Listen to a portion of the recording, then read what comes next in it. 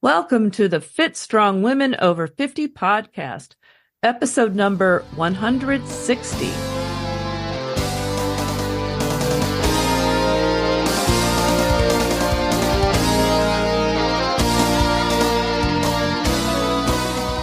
Hi, I'm Jill.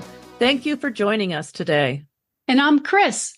Jill and I are your hosts for this podcast and the founders of the Becoming Ellie community. In case you're wondering, we decided to name our community Becoming Ellie because Ellie was the Norse goddess of aging who beat Thor in a wrestling match.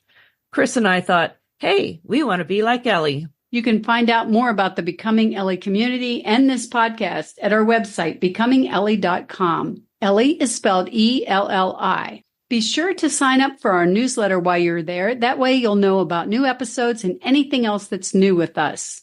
Hey, we have a shout out today from Horse Crazy Mom from Instagram. She said, I always listen to the podcast. It's been over 3 years now. Love the information and hearing that it's never too late. I need to just be more consistent with myself and I'd be good. LOL. Horse Crazy Mom, I think a lot of us feel like consistency would really help. I know I do. Yes, indeed. Today we're talking with Bree Lambert. She's an amazing endurance athlete who runs ultra marathons. Bree Lambert is a personal trainer, running coach, nutritionist, and ultra runner. She has been pursuing endurance sports since her teenage years, starting with road triathlon, Xterra off-road triathlon, and now ultra running. Bree completed her first 50K in 2005, and since then has completed distances from 50K to 100 miles. Each finish represents hundreds of hours of training, dedication, and mental preparation. Bree coaches other runners to achieve their goals while providing personal training services to both runners and non-runners alike in San Jose, California, and online. She believes in a healthy lifestyle and thinks that no matter where your health is now, you can make an improvement. She's committed to her family and loves to cook and spend time with close friends. Welcome, Bree. We are so happy to talk to you today. Thank you. It's a pleasure to be a part of this podcast. I'm excited. Very nice to meet you both. Nice to meet you, and thank you so much for being here. Okay, so let's just start with not all of our listeners are runners. Some of them are, but not all of them. So let's just maybe start with a little background. We know what a 5K is and a 10K, and I think most everyone knows at least what a marathon is. But can you describe what makes a race an ultra race? So an ultra is defined as a distance, or a foot race that is greater than a marathon. So if it's more than 26.2 miles, then that's an ultra. So if I put on a race that's 28 miles, it's an ultra. Correct. Yes, that is right. In fact, the Quad Dipsy, which is in Marin County, so I live in the South Bay area, and so just over the San Francisco Bridge in Marin County, there's the Quad Dipsy, and that's a 28-mile run, trail run. Oh. So that's considered an ultra. Okay. But so is the 100-mile. Correct. But ultra runs don't have to be a trail run. They could be a road race too, right? Exactly. Yes. So do you train differently for these different lengths of races and different types of races? Or do you just do more of everything? With ultra running, time on feet becomes really important, and especially the distance that you're preparing for. So for example, a 50K is just more than a marathon, a little more than a marathon. It's 5 miles more. So you're not going to get a lot of, you don't need to train differently, I guess is a better way to say it. You know, in terms of like your preparation for a marathon would be very, very similar to a 50K. But when you jump up from there and you are preparing for a 50-mile race, 100K or 100, that's when the time on feet and the consideration of nutrition changes. And then you also have to think about the event that you're training for. So for example, if you're preparing for a mountain 50, that's going to look different than if you were training for a road 50. So, or even 100-mile, road run versus a 100-mile mountain run. And so you really have to take into consideration the terrain that you're going to be racing on. You have to consider, the nutrition component, and you need to bring those pieces together in order to really prepare yourself. And so you do both run the road and trail. Which do you prefer and why? So for road, I've run Boston 3 times. I ran Boston Marathon for the 3rd time this year. And so when I'm running a road marathon, so let me just tell you, I focus on road running for the marathon distance. And I also integrate road running just to mix things up, because I think it is beneficial if you're running ultras to spend some time off the trails, just so that you can get some different just different training. You get the turnover when you're running road. So basically, if I'm training for a marathon, I'm going to spend more time on the road. If I'm training for an ultra, a mountain run, then I'm going to be spending more time on the trails in the mountains, and I'll just integrate some road running just to keep my legs snappy, because I really try to compete at my best when I run these races. I like to compete. And so I just, I know I'm 56 years old, but I just can't not show up at any race and give my best effort. So I train with a lot of 20 and 30-year-olds, some 40-year-olds, and I love it because I feel like it just kind of keeps me moving a little quicker or more quickly, if that makes sense. And so anyway, I just feel like that road training is beneficial to ultra running or ultra training. And so I try to keep that component mixed in with the trail racing, the trail running that I do. So it almost sounds like you ran the Boston Marathon as a training run. Exactly. Yes. That's what it sounded like to me too. Actually funny that you say that, because yeah, I do. In fact, that's interesting that you say that, because I guess that's right. It's woven into my, preparation for my bigger distance races. Yeah, which makes a lot of sense. So most of the ultras that you do are trail running. Correct. Okay. I would imagine that doing an ultra, particularly the longer ones on the road, would be really hard on your body after a while. Oh, yes. Yes, exactly. I have friends that love running, the road type ultras, or the ones that are flatter and that have the looped courses. That is not my jam. Like, I have no desire to do that. Running a marathon is enough for me. I don't need to go do, 50 Ks and 50-mile road runs. That's not my forte. Mine is really getting out into the mountains and on the trails. And I love that. I love the elevation changes. I love being on the technical single track.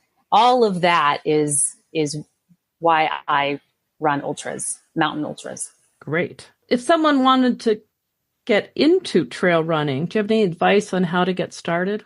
I'd say just get out and start doing it. Just find trails, and just, it's a sensory sport too, because your agility, your reaction time, your proprioception is being tested, your spatial awareness, because you're on an uneven surface, you've got obstacles, rocks, roots, tree branches that have fallen down. I mean, it's single track that can be technical or smooth. I mean, it's going to give you this sensory experience that you're not going to get on the road. And so you really just have to get out and just do it. And I always tell my athletes who I'm coaching, I'll say to them, go find as as much trail and as, sort of don't run the same trails all the time, go run different trails and get that experience, that sensory experience, because that's going to help you. And I think that's the first thing. And then you can start looking at how you're going to prepare for a specific event once you've become more comfortable with running on trails. I would assume that you cross-train. And if so, what do you do to cross-train? I have to be honest, I don't do as much cross-training as I did in the past when I was a triathlete, because I would run or race triathlons, and then I was doing some trail running, but not competitive back then, not competitive trail running. So I don't spend any time on a bike anymore. I used to bike a lot, but I had a really bad mountain bike accident and I lost my fearless edge.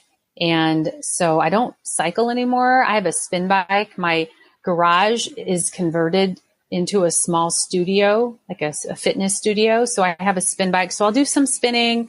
I really believe in functional strength training. That's what I focus on with my clients. And so I will work out with my clients. And ball, band, body bar, BOSU. I'll just take these, pieces of equipment and I'll just do a small circuit. Functional strength training? Functional strength training. And what does that mean? So functional is essentially it's our bodies. We've got joints and we have hips. It's essentially mobility. I guess that's a better way to put it. It's mobility training. I think mobility is now the buzzword. And so it's essentially using your own body's movement, natural movement patterns, taking a piece of equipment like a BOSU or a body bar or a band, and you're essentially just working your own body's natural mobility to keep your muscles firing and to bring flexibility and strength into the areas of the body without, essentially using the standard equipment of like a dumbbell or going to a gym where you're going to use, maybe some Nautilus equipment. Your own natural functional movement is what you're working with, essentially. And then you just have some other tool that is being used to sort of help build strength and flexibility into the body in a natural motion. If that makes sense. Yeah, that makes sense. Do either of you do that? Do either of you train with these props? Actually, sometimes I go to the gym and I do use the equipment there, but I do also sometimes, I find the BOSU to be challenging, but I will use a big exercise ball or stability ball. bands. So I do sort of a combination of those the weighted things. balls. I like those. Oh yeah, the med balls. Med balls. That's what they're called. Exactly. So all of that is great. So if you're taking a med ball and you're throwing it against a wall, or you're, doing any sort of movement pattern where you're like, holding the ball and doing lateral lunges with arm circles or something, that's all functional movement. Okay. But lying on a bench and doing a bench press is not. It is, but it's not the same. That's really more sort of like traditional strength training. Right. I'm not saying you don't probably exercise the same muscles, but it's just not quite the same as what you're talking about. Exactly. You use the ropes. Do you have those big ropes? Yeah, battle ropes. Exactly. Yeah, I love battle ropes. Yep. I can't say I like those. I know. That's true. Yeah, exactly. Those are hard. But they definitely work. I can't say. There's a lot of things I say. I'm not sure I like this, but yeah. The sliders, right? Those little sliders that look so innocent, and then exactly. Yeah. Or the sled. You have a sled, where you're pushing Yes. I push that sled around. Right. So what that does though is that it allows your body to just move in all these different ways that you wouldn't necessarily be able to if you did more of the fixed, traditional strength training. where you have like a straight bar and you're doing, bench presses, or that's fine too. I'm not going to criticize if somebody does that. The difference between, and I don't know where squats fall in this, but if you're just doing squats with a sort of stationary, it is a little different than if you go and push the sled. You throw a bunch of weight on the sled and then you push it however. Exactly. That's a challenge. That's right. It is. It certainly works your body. I could see where that would really help with trail running too, because it's you don't know what's coming up next around the corner.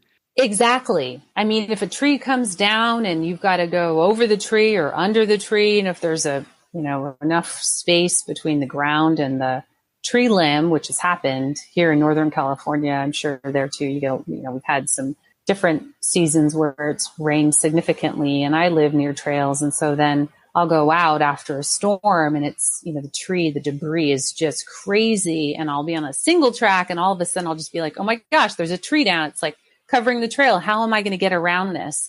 And so I'm either going up and over or under, and then I've got to just go right back into my running, but I'm dodging, I'm also potentially dodging rocks and roots as well. And so functional training or mobility training is really beneficial for that. And I just think in general for life. Yeah. When the trail is very rough or you're going downhill or whatever, do you end up slowing down? Like, do you walk down things? You just... Oh, no. You're in it to win it, aren't you? You really I'm in it to win it. I'm in it to win it. I'm just bombing. In fact, my friends, when I'll, be out running with them, a lot of my friends they're just like, you're crazy. Like, what are you doing? I'm like, I'm just going. I'm just, just going for it. I love downhill. That's one of my strengths, is the technical descents. And so depending on where those happen during a race, I'll know how much to let it go or how much to pull back, just because I don't want to fry my legs either. So if there's a substantial amount of climbing at the back end of the race, I want to make sure I save my legs. So if I overrun the first part and then I don't have anything left at the end, that's not going to help me out. So I have to consider that as well. Yes, but you're not picking your way down a trail because it's rough and you don't. Oh, no. Has some loose gravel or something. No. And then that's where shoes come in, right? So the consideration of trail shoes and how supportive those shoes are and how much lug you have on the sole to support the type of terrain. So you have to consider that as well, because you want something that has a pretty hefty lug or tread to help manage anything that's going to be really technical or loose. What is it about these endurance races, these trail races, that makes them special for you? The landscape, just beautiful. It's just, I was in Tahoe over the weekend. I ran the Tahoe Rim Trail 56, and it actually turned out to be 58, but they said 56. So they added 2 bonus miles, and it's the landscape, just being able to get out in the middle of what feels like nowhere and see this gorgeous view of trails and just mountains, and just the sky opens up, and it's just beautiful. So that's really what I love about it. Oh, the scenery. Well, you have a lot of top finishes, and there's probably more than what I have listed right here, but you have 3 100-mile wins at Tahoe Rim Trail 100, right? Mm-hmm. The USA Track and Field Female Masters National 50K Champion in 2016, the USA Track and Field Ultra Runner of the Year 2016 from the Pacific Association Mountain Ultra Division. This just blows my mind. I think, can you describe some of your experiences in finishing and actually winning some of the most challenging races, like these 100-mile and 50-mile, 50K events? Yeah. Gosh, how can I describe that, or the accomplishments? I think, winning Tahoe Rim 100 3 times, and actually I also finished second in 2021. Wow. Recently. So fairly recently. I love it. Obviously it's well, I shouldn't say obviously, but as I said, when I show up at an event, I don't ever think about my age. I don't ever think about the reality that I'm racing women who are 20 to, 20 plus years younger than me. In fact, this past weekend, I'll just touch on that for a bit. When I was out at Tahoe Rim, running the 56-mile race, I turned 56 4 days before. And so I thought, okay, well, I love this course. I'm familiar with it. I'm familiar with the organization that produces it every year. So I'm going to go celebrate my birthday by running the 56-mile event. And took a quick glance at the female athletes that were on the list. And as usual, I'm like, okay, well, there are a lot of 30-year-olds, they look fast. But when I show up at the starting line of these events, and this event specifically, I just thought, you know what? I know how this works. Like, I've done this for so long. I mean, I've been doing it since 2005. And there's something to be said for experience and the wisdom and I've matured a lot in the sport over the years. So I carry that with me. And with ultra running, especially, that speaks volumes. So I just go into okay, Bree, you know how to do this. You know how this works. And then I really think about my training, what I've put into this and how I've taken care of my body over the years. And I really believe our bodies are amazing. If we're giving them the right food and the right care, our bodies will respond to that. And we will be able to do things that ordinarily most people wouldn't even imagine doing at the age that, you know what I mean? Like at 56 years old, I often get asked, okay, you're 56. Like, how are you able to do this? And why do you do this? But I guess to answer your question, it feels great. When I win a 100-mile race, I'm elated. And like, for example, this 56-mile race that I took second overall, and I won the Masters division. And the female that finished ahead of me, I believe she beat me by 5 minutes, and she ran me down in the last 9 miles. So good for her, 32 years old. And the female who was third, I believe she's 34. And then here's me, 56, right in the middle. So, I just think it's cool. Very cool. That's great. I'm happy. We're talking about you winning the entire thing, not like, oh, I was first in my age group. You're correct. You're first, or you're second in the whole race. Second in the entire race overall. Yes. Yeah. That's amazing. And yeah. So it's just, I'm just like, okay, this is awesome. I'm going to keep doing this as long as I can, So I want to ask you about sleep. So like during the races, these are long things. So you're going without sleep. How does that affect you? I mean, how do you do that? Well, I try to sleep as much as I can before. And then I know the night before I'm not going to sleep because your brain is just going, you have to get up at 3 o'clock in the morning because the race starts at 5 a.m. Most 100-mile races start 5 a.m. And, as much as I'd like to say that I go to bed at 7, I can't sleep at 7. I typically go to bed by 9 or 9:30. So, I try to get to bed by 8 p.m. the night before a 100-mile event.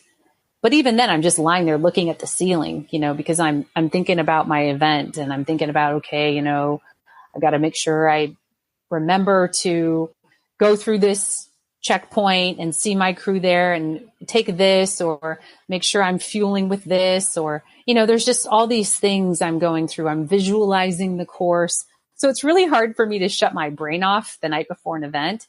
So that's why the week before I sleep as much as I can. I don't rush out of bed. I force my body to just lie there or lay there for as long as possible. I mean, of course, I still have to work and everything else, but so that's basically the preparation for the lack of sleep that I'm going to get once the race starts. And then once the race starts at 5 a.m., I'm just going, again, I'm thinking this is a race, I got to get this done. Let's go, in and out. I got to, show up at 5 a.m. and just go and get to the finish line as quickly as possible. And so I'm running through the night. There's no sleeping. Usually at night, I wake up, like I become this other person. I recharge almost. I take my headlamp, I put it on, and I get all excited about the fact that I get to run at night because it's beautiful. I mean, it's just gorgeous. Get to see the stars, and it's a whole different experience, sensory experience. And so it's almost like, I recharge at night. I think the only race that I recall feeling really tired and feeling the lack of sleep was Wasatch 100. And that event, I was 8th woman overall. And that is a butt kicker, mountain race in Utah. I think it has like 27 or 28,000 feet of gain for 100 miles. Wow. Yeah. Yeah. You're in the Wasatch Mountain Range, and it's adjacent to the Rocky Mountains. And I just remember after 25 hours, my pacer and I were running towards the finish line, and maybe it was 26 hours. I can't remember exactly. But anyway, the sun was starting to come up. I'm always like hoping that I can get these races done in 24 hours or less. Well, this one went over that. And so the sun started to come up. I saw the sun rise, and right as the sun was rising, I was running, and I just remember my eyes closing. And I'm running on the trail, and my eyes are starting to close. And the next thing you know, I'm running with my eyes closed, and I'm like, my arms are still moving, my legs, and I'm falling asleep on the trail as I'm running with my eyes closed. And my pacer, Lauren, looks over at me, and she just she punches me in the arm, and she's like, "What are you doing? What are you doing?" You've got, and her doing that, it startled me, and I opened my eyes, and it was like a jolt of adrenaline just went through my body. And it just shocked me enough to say, okay, hello, like I got to wake up, I got to keep going here. I'm not done yet. And so that was the first time that I really felt that fatigue. Do you think it had something to do with the sun coming up? Oh yeah. I think having that, the light hit my eyes, it just woke me up. Yeah. It's just like it told your body, hey, you've been running for a full day and night. Exactly. Right. Anyway, it's awesome. I mean, I'm always very proud of myself, if I can say that without sounding arrogant, when I accomplish a win, like a 100-mile win, or just top 5 overall of any event that I've competed in. I'm just elated. I want to go back to what your friends ask you about, how you keep yourself going. I just would sort of like if you could talk about how you keep yourself healthy. I mean, you're obviously demanding a lot from your body, and how do you keep it so it's functioning properly? Well, nutrition is huge for me. I really try, as cliche as this sounds, to eat clean. I know a lot of people talk about that, clean eating, but I really do. I don't obsess about it. I have times when I'll just say, whatever, I'm going to have a burger and fries, or I'll have some ice cream, or I'll have whatever, a cookie or a slice of chocolate cake. But the majority of my nutrition profile is made up of whole foods, Greek yogurt, berries, organics, greens, lean protein. I don't do anything obsessively, if that makes sense. So I often get asked about, do I subscribe to any diet? And I'd say no. It's clean eating. It's really trying to eat a little bit of everything in moderation. And I pay attention to hydration. I drink my water. I think water is really important. And I try to eat a variety of vegetables. And I'm not a fan of pastas or breads or grain. So I don't have a lot of that in my diet. It's very, very rare that I'll eat any of those things. It's not that I'm trying to avoid heavy carbs or whatever. It has nothing to do with that. It's just that I'm Spanish Portuguese. I didn't grow up eating pasta. We didn't eat pasta in my household. We didn't do SpaghettiOs or spaghetti or any of that. So I really just try to eat balanced meals, and I don't get into the timing of my eating. I eat when I'm hungry, and I usually eat with purpose, meaning if I know I have a big event coming up, I might eat a little more because my body is going to need the nutrients. And then if I've just come out of a heavy training cycle, or if I've just competed in an event where I know my body is void of something, then I will think about it, and then I will determine, okay, what do I need right now? Okay, I need protein. Okay, what kind of protein do I need? I need steak.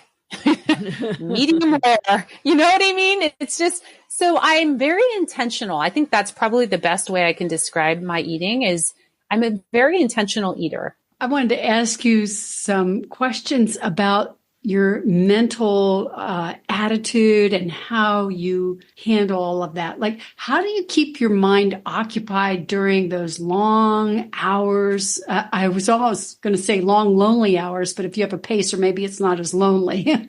But how do you keep your mind going during all those hours? It's not a thing for me. It's not something like, I don't need music. I get asked a lot about that too. Like, do you have headphones when you're racing? In my opinion, I think people should train and race without headphones. I think let's level the playing field here, people.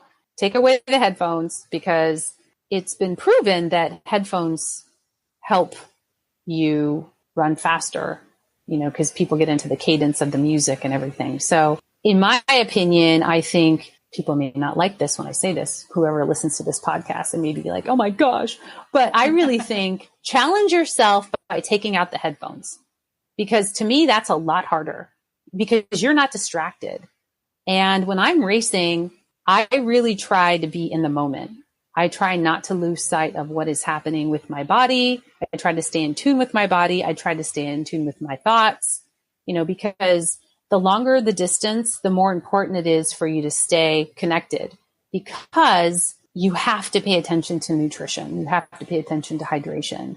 So I can't really zone out. So that's what I think about. So I think about how am I feeling right now? When's the next aid station coming up? So I'm thinking through the pieces of my race as they are happening in real time. So that's what's happening to me mentally. And then I'll have moments where I'll think about people in my life. I'll have, my father died last year. I lost him early last year. So for this race, the 56-mile race that I just did, I had a moment where I reflected on him. He would always call me before or after an ultra and just, he wanted to hear about it. He said, oh, tell me the details. How did it feel? And I was following you, and what happened? I feel like you slowed down a little bit right here, because he would track me, or he would have a family member track me. And then they would kind of go back and forth, talking through what was going on. And he wanted to know the details. I missed that. And I'm going to get emotional. And so I think for this race, I thought about him, and I thought about my Uncle Ralph, who I lost a few months ago in March. He was another big supporter of me. And so, I just had some moments on the trail where I just had, I was paying homage to them, reflecting on them. And so I'll think about that. I'll think about my life and the fact that I'm so blessed to be able to do this sport. So I'll have a moment of gratitude. And so I might have these just little moments of reflection paired with being in the moment of what it is my body needs at that time. And then once I pick up a pacer, it's like, it's party on the trails. If I pick up a pacer, they're like, let's go, Bree, and that just lends a whole nother dynamic of my race. When you get a pacer, they join you at some point. They don't run the whole race with you. No. For most ultras, you are allowed a pacer. I mean, I'd say 100K and above. 50 mile, you really don't need a pacer in my opinion, but 100K and above that, So definitely a 100-mile race. I think a pacer is beneficial for safety reasons. And also a pacer can help you stay on track with your caloric needs. Usually about mile 50, 60 is when a pacer will come in for a 100-mile race. And, but prior to that, you're on your own. And so the goal of the pacer is to keep you moving, but also to help you pay attention to food, nutrition. Yes. If you're having a low point, waking you up if you're falling asleep.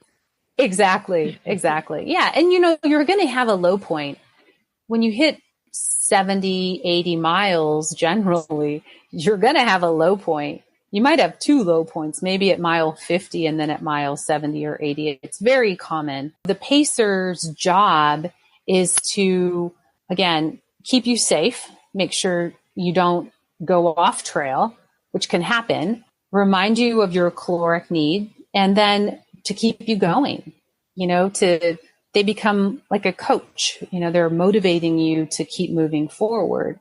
And then also to provide you with a reference in terms of, where you are in the race, and to run ahead. And as you're going into an aid station, if you have crew there, a pacer's job, in my opinion, is to run ahead and tell the crew, hey, she's going to need this, this, and this. And that's how I really use my pacer, is to, communicate between myself and my crew team so that they know ahead of time what I'm going to need. So it's just in and out, just like NASCAR. It's a quick pit stop. I don't take a lot of time at aid stations. I really try to move through them rapidly and then just keep going.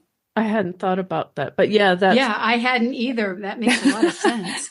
So does everyone, so you're obviously sort of elite level of doing this. Does anyone who does ultras have have a pacer, have a team?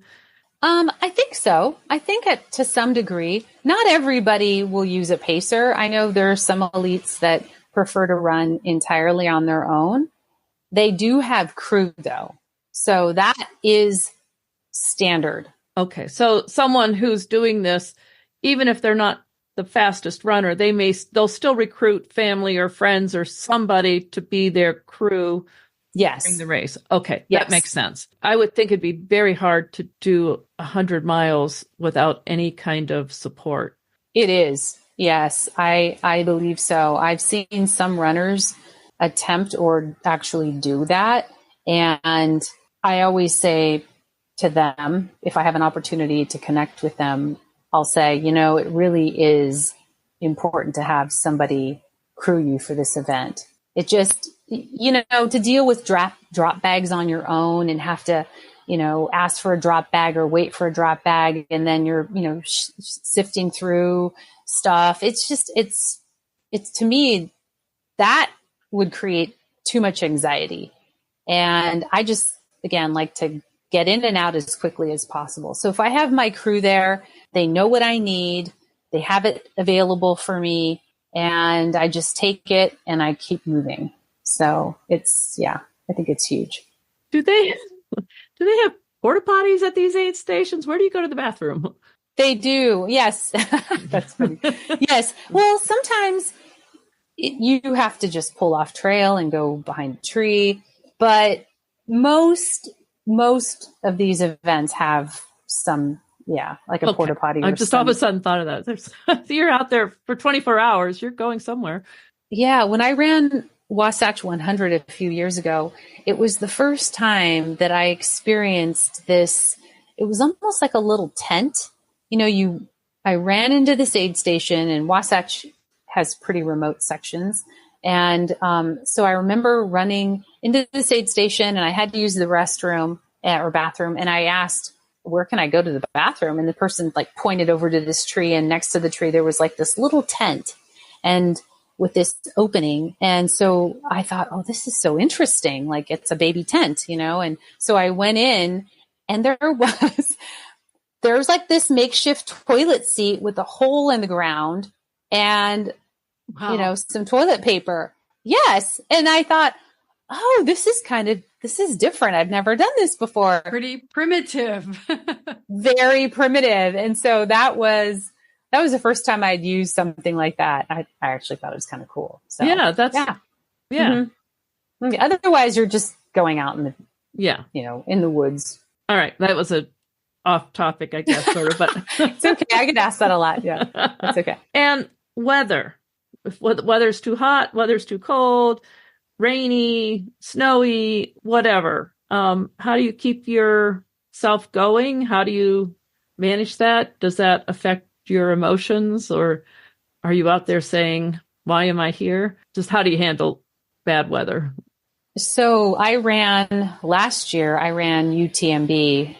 It's called the Grindstone. It's in Virginia. I'd never raced in Virginia before. So I flew out with my crew to DC. We flew into DC and then drove to Virginia. And that was where the race was held. The day before the race, one of my friends said, don't be upset, but a storm is coming in. And I think it was like Tropical Storm Ophelia or something like that. And prior to any event, I'm always tracking weather because I want to know, is it going to be hot? Is it going to be cold? Is it going to be raining? Because you have to. That's a whole nother thing. You have to know how to pack. A 100-mile race requires a lot of preparation and you just can't wing it. So when someone says to me, oh, I want to run 100 miles, I'm like, yeah, well, you just can't wing this.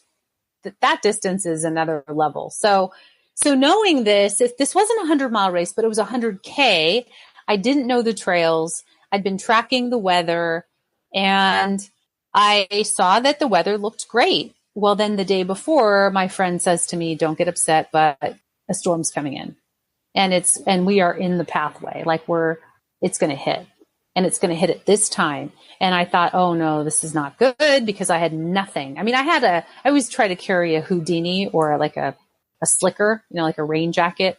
We call them Houdinis, by the way. So I brought a Houdini and I had, some arm warmers and sort of my standard kit. But, I guess mentally I wasn't quite prepared for a storm. And so sure enough, the race started and this weather shifted, like wind and rain and it was crazy. And I'm up on these mountains and on this technical single track. And I thought, okay, I'm going to die.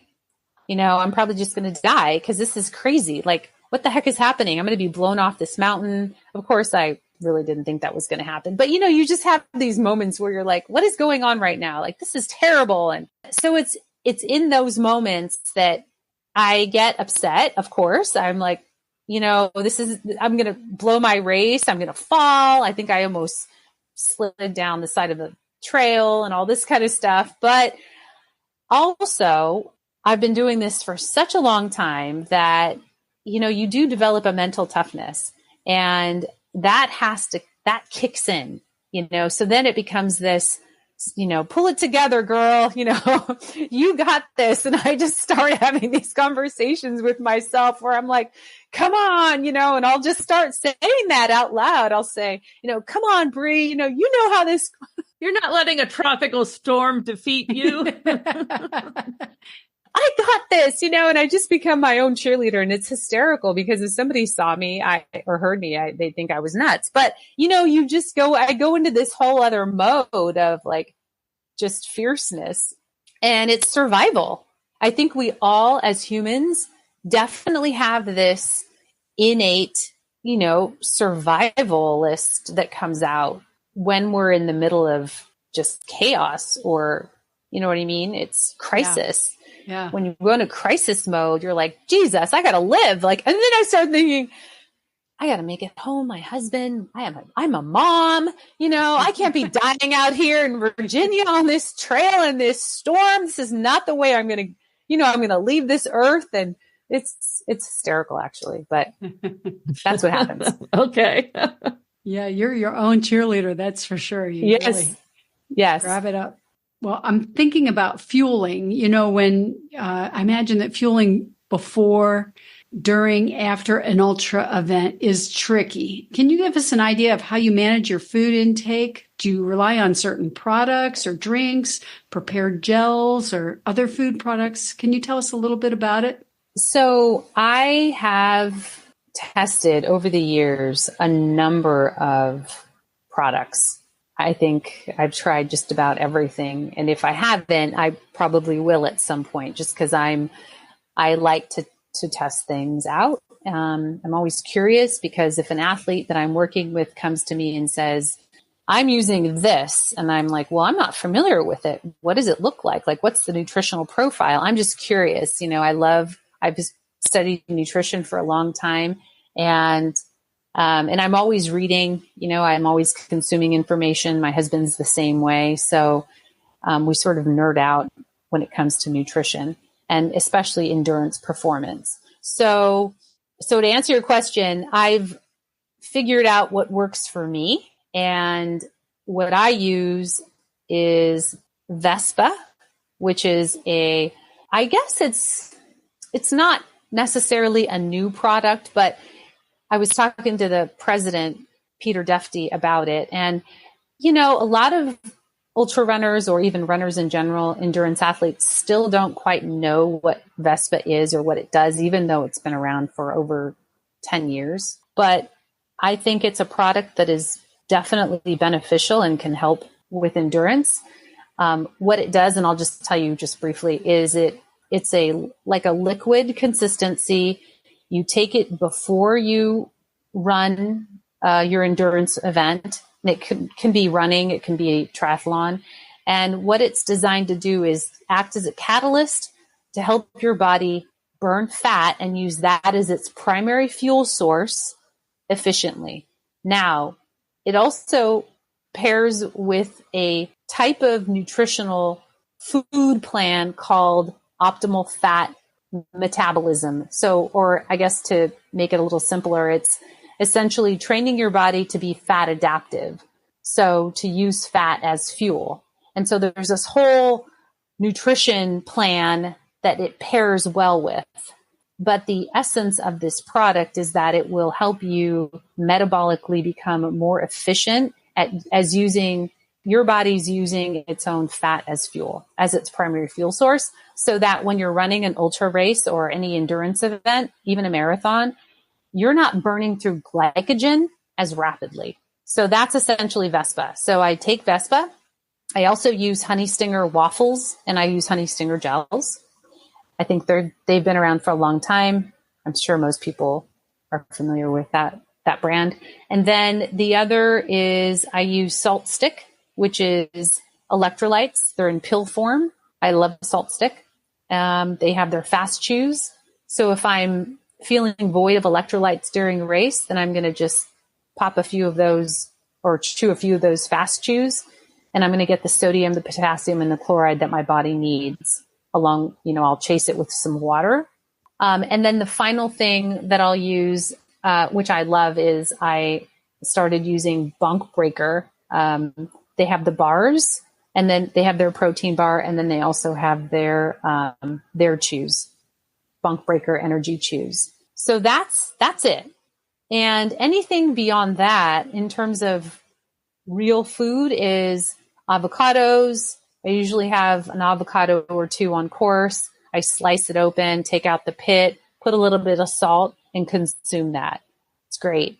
I'll consume bananas, soup. If most races have soup available, especially as you go into the night. So broth is really good. Sodium, get some calories. They'll often have, something like chicken noodle soup, tomato soup, but I really try to keep it simple. I don't go crazy. I don't have my family bring me a smorgasbord of sandwiches or whatever. I see some runners do that, and I just have seen GI distress happen, and it's really unfortunate when it does.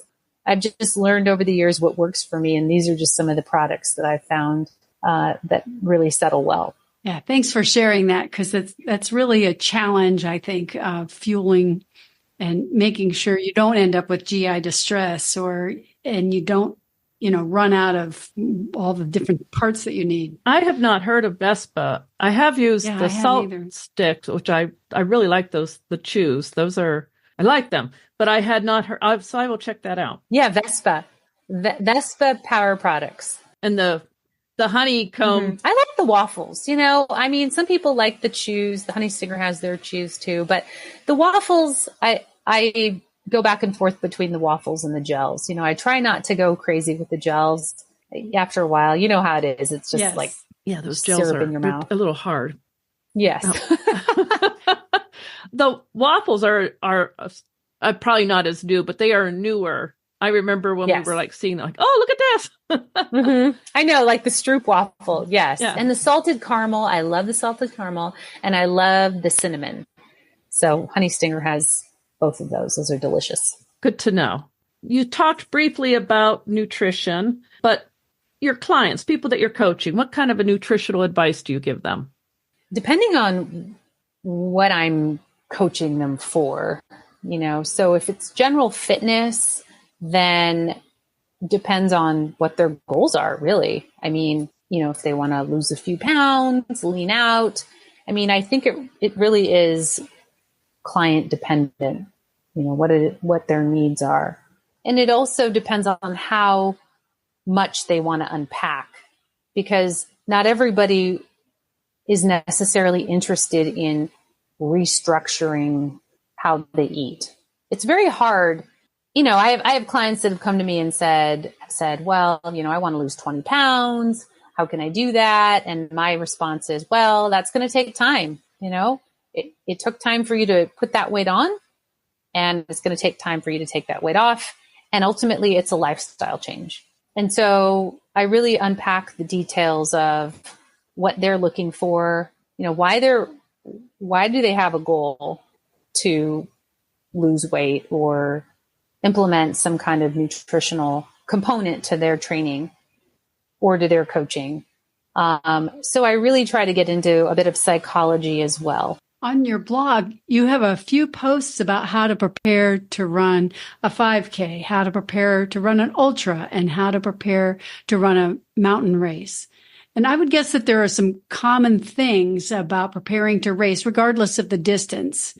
What might those be? So I think it's how important is it for you to train appropriately?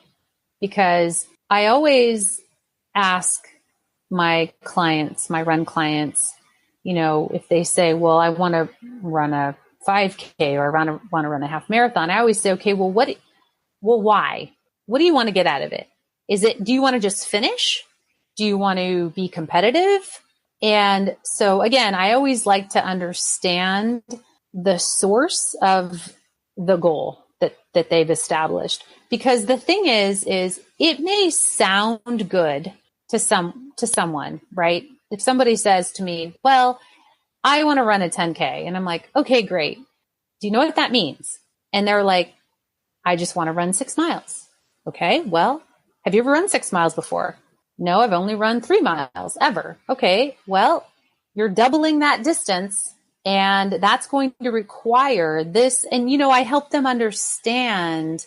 And so I think no matter what your goal is, no matter what your distance is, you always have to ask the why. Why do you want to do it? I think that's for me, that's a common question, because if they don't understand why they're doing it, and they think it just sounds good, and then they jump into a training cycle, they're not going to be committed to the process, and they're not going to get what they hope to get out of it. So I think understanding why they've established that goal, no matter what it is, whether it's to run a mountain ultra, a road race, they need to get that worked out. It can't be, because my girlfriend's doing it and I think it sounds like a good idea. Well, that's great. Well, your girlfriend is a carbon copy of you. Are you going to, do you know what I mean? It's like, yes, you just have to look at all that. So you have to figure out what's going to make you get out of bed in the morning to go do your training run. Exactly. Yeah. Change your lifestyle a little bit out of your comfort zone. Exactly. Because I've had someone hire me to train them for an event, And once we dive in, they call me and start saying to me, well, I don't have time to do that. Well, that's going to take too much time. I say to them, well, that's what it's about. I mean, I guess it goes back to what did you think was going to happen here? You know what I mean? Right. It's like, did you think someone was going to run it for you? I mean, it's like, I don't know. I guess I've been doing it for so long that I really think it's important to unpack that, ask that why question. So your website, Live Well, Finish Strong, you have a slogan, I guess, everything is possible. And then you also have some different training packages for coaching. And so I want to go back to everything is possible, but also the packages I assume are available to people online. You do coach people. I do remotely. Yes. Remotely. Mm-hmm. Okay. And you want to just say anything about everything is possible? What that means? Well, I think for me, I go back to, I think the bigger slogan, which is live well, finish strong. Like that's really my philosophy. That's like really the essence of my training philosophy. My mantra is, you need to live well first and then finish strong. So no matter what it is you're doing, no matter if you're just, training to be a fitter individual or you're training for a specific event, I always tell my clients, finish strong, and then live well, because those are the things, in my opinion, that are going to get you the outcome that you're looking for. Those are the live well part is really important, because if you're not living well, mentally, physically, holistically, you're not going to be able to do much. It's going to be difficult. And then the finish strong part is it's okay. Even if you're,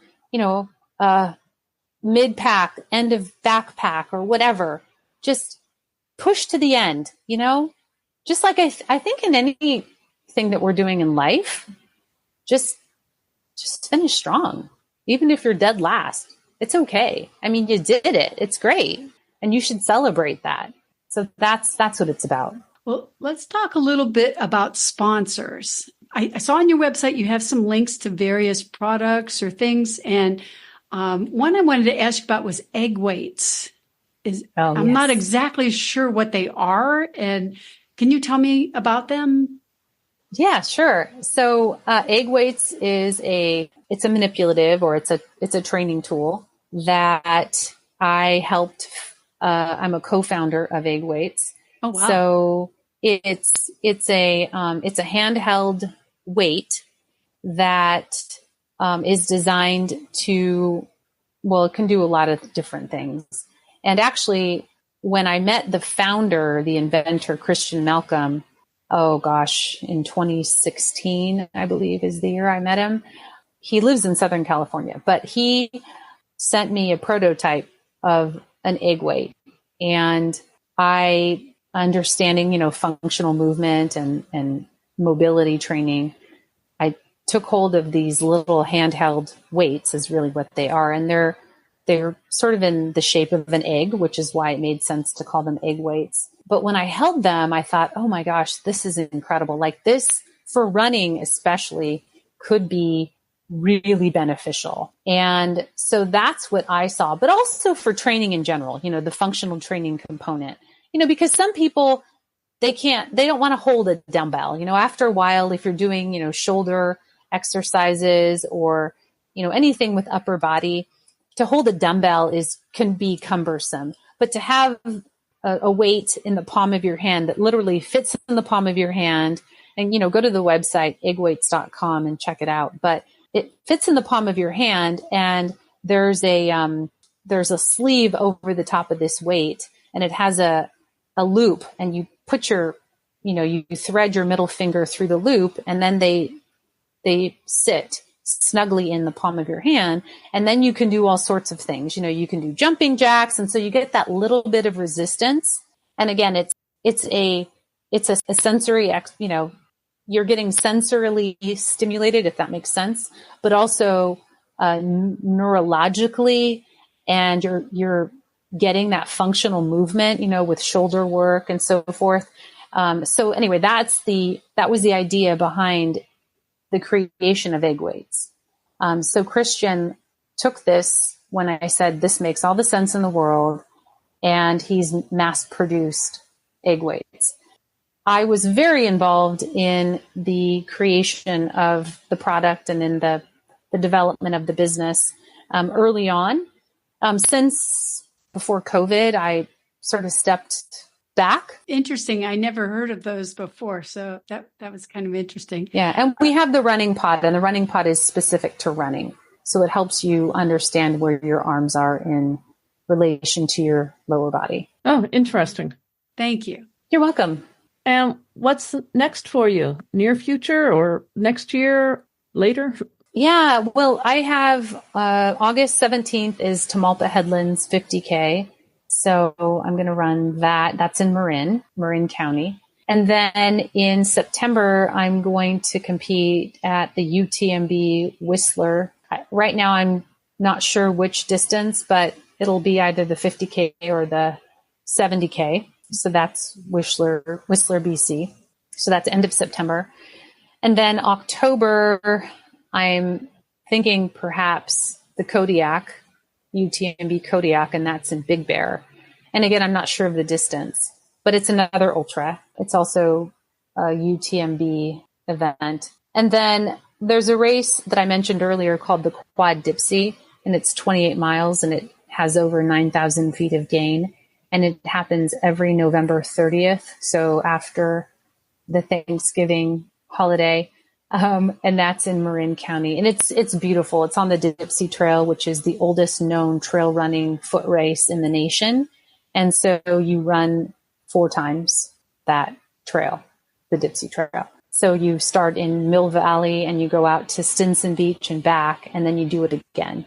It's pretty incredible. So that's my schedule. That's what I have coming up. That's great. Well, if our listeners want to follow you, where should they go online? They can follow me at Instagram, or on Instagram at Catch the Breeze. There's no E at the end. It's Catch, just as it sounds, the Breeze, BREEZ. And they can also follow me. I have a athlete page, Bree Lambert Sanders, or Bree Lambert, Bree Lambert, Live Well, Finish Strong. And that's on Facebook. And then I also have a personal page on Facebook, and that's Bree Lambert Sanders. So there's a couple of Facebook pages there. And your website is? livewellfinishstrong.com. Well, we really appreciate you being part of this podcast. You're an amazing guest, and my hat's off to you with all the stories that you were able to share with us about your ultras. Thank you so much. Thank you. I really appreciate being asked to meet you both and to be a part of this podcast. Thank you so much. Well, thank you, and good luck on the races coming up. Yes, so much. All right. We'll talk again soon. Bye-bye. Okay. Thank you. Bye-bye. Bye. Wow. Bree really does some amazing things. It takes me a while to just wrap my head around running for 100K or 100 miles. It's so far out of my league. I have a tough time even picturing it, I know. So I've known people who do trail running, and they'll talk about that they slow down and they pick their way down a hill, or, go slowly at times because the trail's rough. And she didn't seem to think that was an option. No, she's fearless. She's pretty darned amazing. And I really want to take a look at more of her website and really get a feel for how she does all that technical running and some crazy elevations too. It's just amazing to me. I like how she trains her athletes too with, the functional mobility training using, some of the natural pattern movements and some of the tools that she used. Just sounds like a great idea. Yeah. So she used the Bosu ball. Yep. Yeah. Bosu and the different weighted balls. Right. Bands, a lot of things that combine flexibility along with functional strength movements. I think so that when you have to jump over a tree or you catch your foot on a root, you can catch yourself, the balance, and it's everything together, not just, one thing. She really is pretty amazing. That Bosu ball, I was at my gym recently and there was a man, I'm going to say an old man. I mean, I would guess he was probably around 80. Yeah.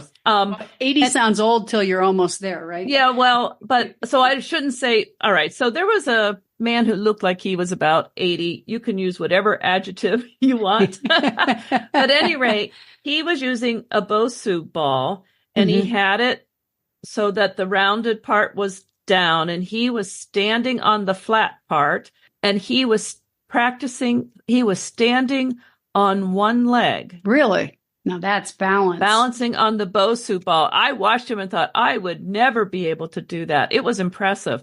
Well, I'm sure that's not his first rodeo. No, it's not. I'm sure. But when she was talking about the Bosu ball, it made me think of him because I was so impressed. You can do a lot of things with those Bosu balls. Oh, yeah. I like them for planks, Oh, yeah. Because, like you can do a regular plank either on your arms or your elbows, your hands, one arm up. But when you do it on a Bosu ball, you're at least I am kind of struggling with my balance. So I can feel all these little muscles tightening up different ways. Yeah, I've used those balance balls for planks. That's a challenge. Oh, yeah. Like the medicine balls or the big giant. The big round. Yeah, the big round squishy balls. Yeah. There's lots of ways of just kind of switch things up to keep it interesting and get stronger. Yeah. Yeah, absolutely. It's cool. And some of the things that you end up doing like that look easy. Right. And then you start once you can do it. Yes. Well, you look at it, you think, oh, that's not hard. But right. That doesn't look so bad. Oh, yeah. The next well, there day, goes my core for the next week. Oh, that's fun. So if you're listening, let Chris and me know if you have some thoughts on today's episode. Have you ever run an ultra? You have any thoughts about Bosu balls? Whatever we talked about today, just let us know and tell us about it. Yes, you can leave us a message at becomingellie.com, or you can find us as Becoming Ellie on Facebook, Instagram, X, formerly known as Twitter, Pinterest, YouTube, and LinkedIn. And if you don't already belong, be sure to join our private Facebook group, Becoming Ellie. Yes, it would be great to have you join us. It was great talking with you today, Chris. I'm looking forward to our next episode of the Fit Strong Women Over 50 podcast. I am too. See you next time. Bye-bye. Bye.